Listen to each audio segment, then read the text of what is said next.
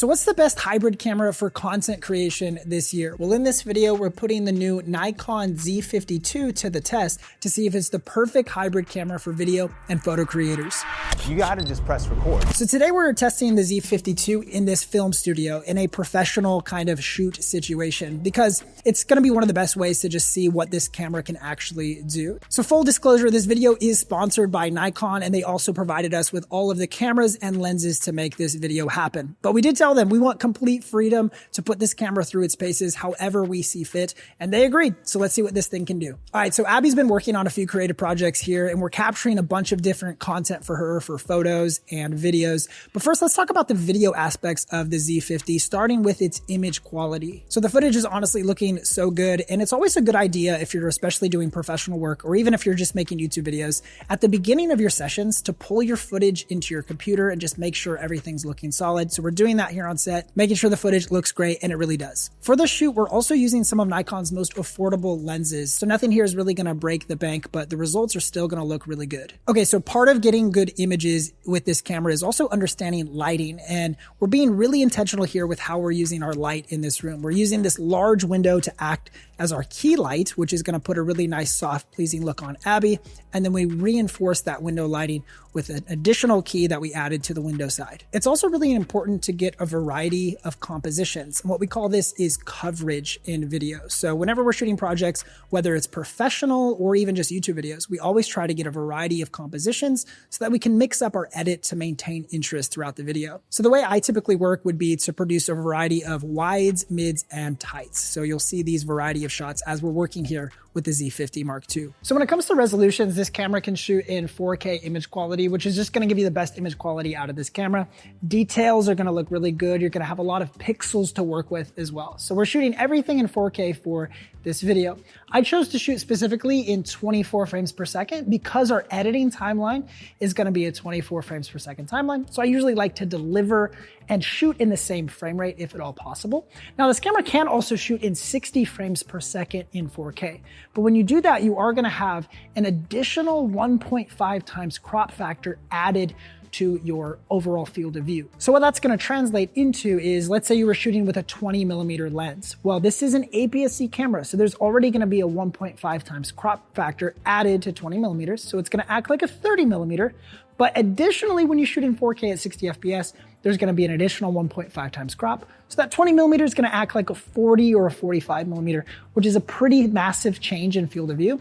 So you'll just wanna compensate by using wider lenses when you shoot in 4K at 60 FPS. Now, in terms of autofocus performance with this camera, Nikon has come a long way. I remember my first camera, my first real DSLR was the Nikon D7000. Let me tell you, the video autofocus on that camera was not the best. This is a huge upgrade. So as we can see here, I'm actually recording the viewfinder. There's incredible eye autofocus tracking.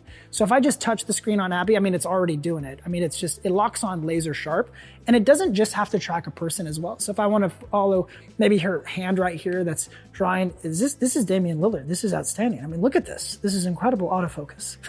There's also product showcase mode. So in this camera, if I want the camera to prioritize, maybe Abby's gonna hold up something in the foreground, and I want to make sure it's not just actually tracking her eye, I want it to focus on the object in front of her face. You can turn on product showcase mode, and it's gonna be able to prioritize the object in front of her rather than just her eye. Now, in terms of color performance with the Z50 Mark II, you can shoot in 10-bit color with this camera when you shoot in the H.265 codec. So all that really means is it's gonna be a really high quality file with a lot of really great color information. You can also shoot in 8-bit color at the H.265 and H.264 codecs, which are just gonna be a little bit less color information. So I almost always prefer to shoot in 10-bit color when I can, because it's gonna give you way better color results, especially if you're somebody who likes to color grade your footage. So for most of the footage we're shooting today, we're shooting in the SDR color profile. So this is gonna be just the standard dynamic range, and colors are gonna look really normal straight out of camera. So this is just kind of how your eye views things. The colors are gonna look correct when you hit record. I did change the picture control to neutral because I like the way that this kind of softens up the contrast just a little bit. And then if I want to re-add some contrast or some saturation after the fact, I can do that in post-production. And then for those of you who really want to color grade your footage, this camera can shoot in N-Log, which is Nikon's version of the log format.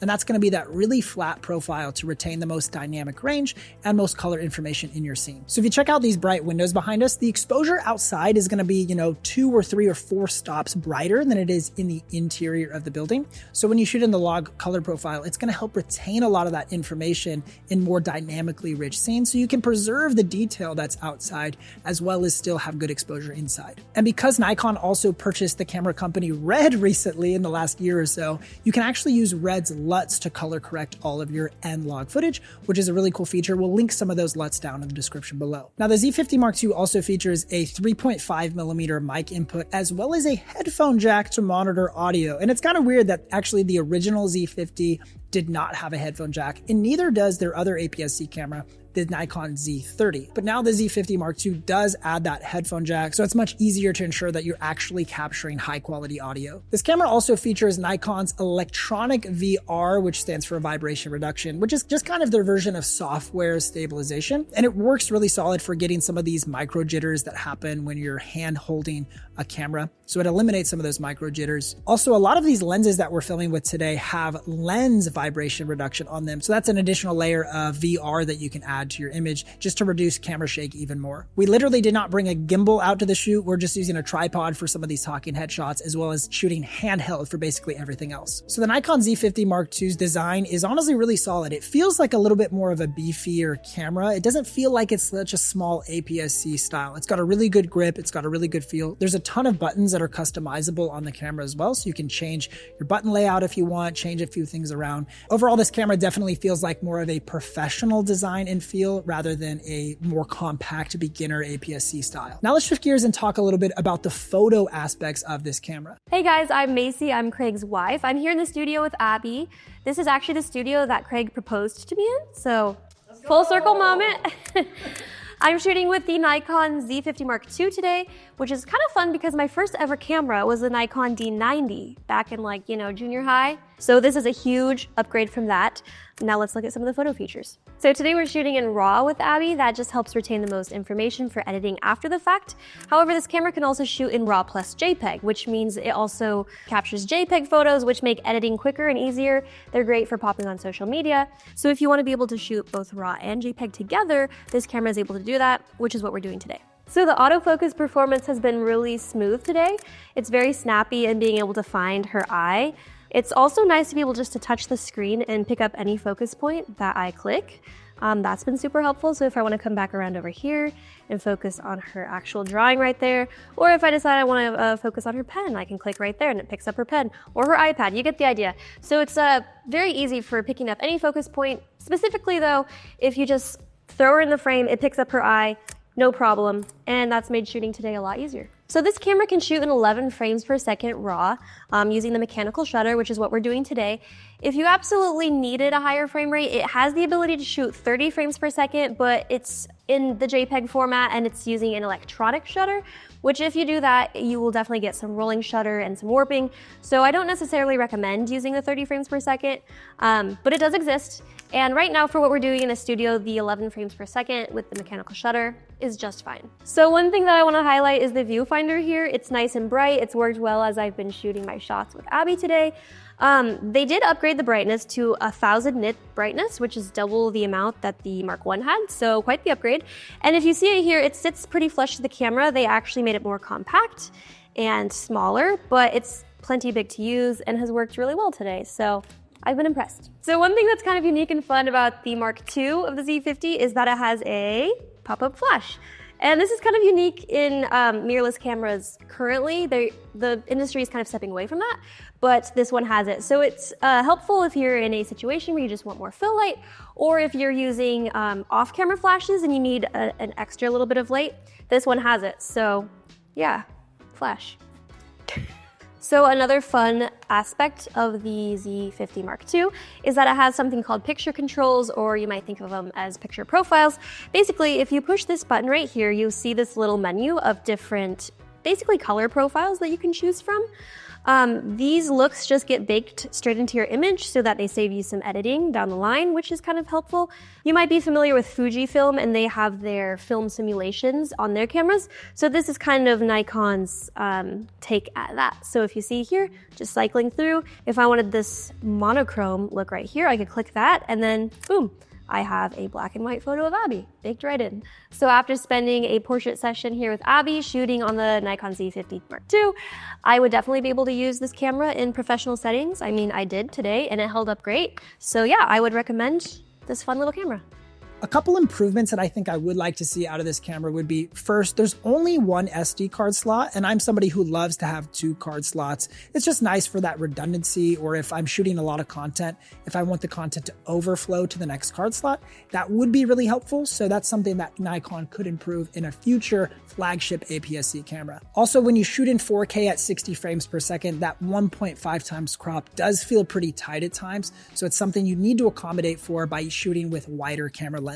So overall thoughts with the Nikon Z50 are, this really is the best hybrid APS-C camera that Nikon currently offers. And it also competes really well against something like the Sony ZV-E10 Mark II, because both of these cameras can shoot 10-bit video, but the Nikon Z50 has that electronic viewfinder, which photographers are going to love.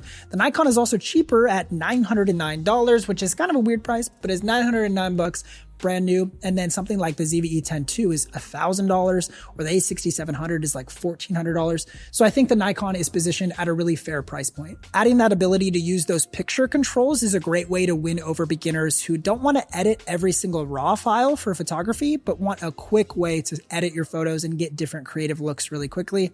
And they just trickle down some of their higher end features from their professional cameras into the Z50 Mark II, while adding a couple key features that other content creators are really going to love. If you want to check out the Nikon Z50 Mark II, we'll link it down in the description below. And if you want to watch another video from us here at Think Media, you can click or tap the screen right here, and we'll see you in the next video.